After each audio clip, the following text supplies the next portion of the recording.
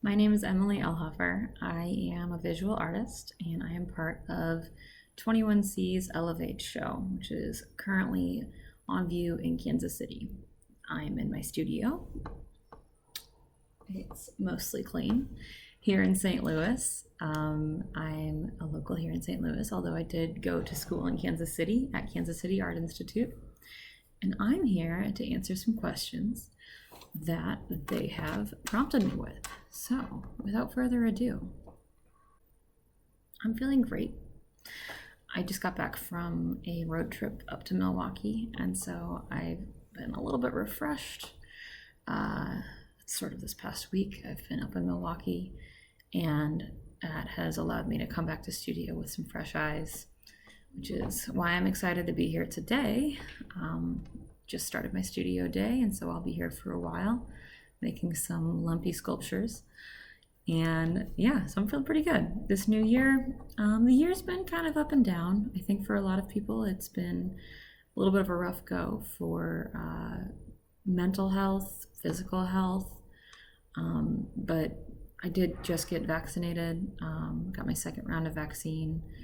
And so I'm feeling really optimistic about this summer. I am looking forward to seeing friends again. I'm looking forward to hugging people again. And I'm definitely looking forward to gallery shows again. This year I have a couple of really cool things lined up. I spent a lot of the pandemic season working on a couple of collaborative ideas with people, which helped me to stay connected to other folks while we were all kind of isolated. I have a show in September, which is going to be at the Angot Arts Hotel in St. Louis. And it's a really interesting kind of show. It's not something I've ever done before. It is a show between myself and two other artists, Nika Alsup, who is an oil painter, and then Terry Beth Mitchell, who is a mixed media, multidisciplinary artist. So we're going to be doing this entire show of very glamorous mixed media work, and it's all very based around fashion and play, which has been really fun. It's been really fun to work on pieces that are more playful, that are more about joy and creating something that sparks joy, while also feeling that joy as you're making it, which is cool because it's authentic. The best way to support artists, or one of the ways that I think is the most effective way of supporting artists, is by being a part of the conversation. For one, it can be something that really is engaging with,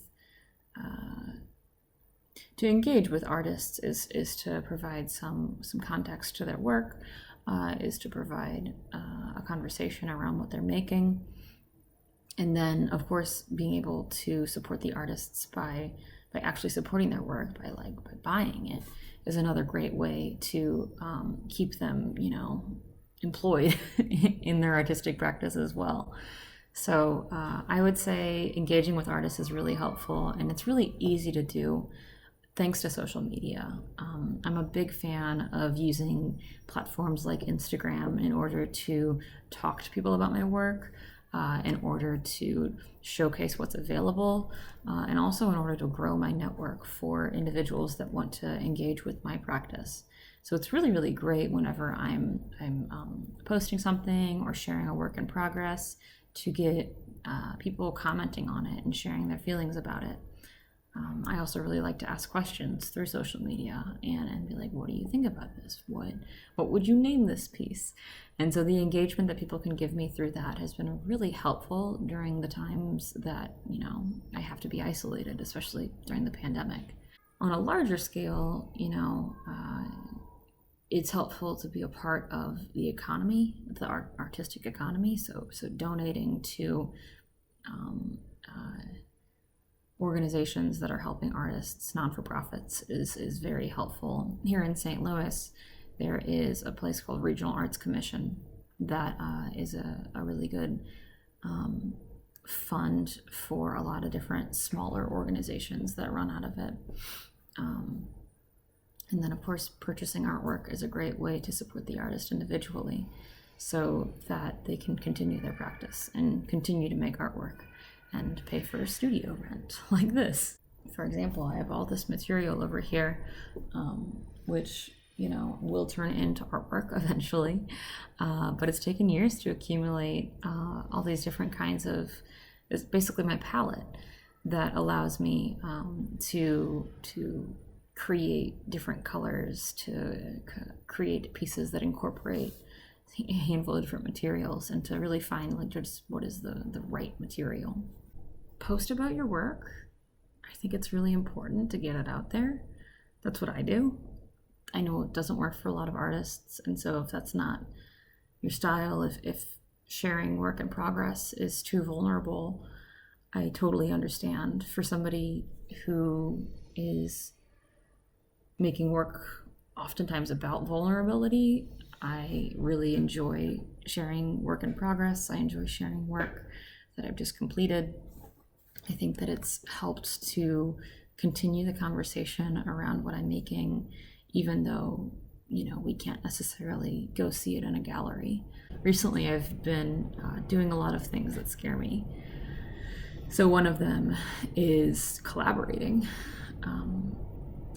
It's very vulnerable and scary to be working on one piece of artwork or even a set of pieces with another person, or with two other people, or with an organization.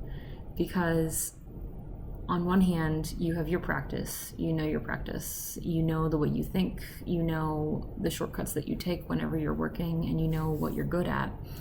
But on the other hand, sharing that with somebody isn't very easy.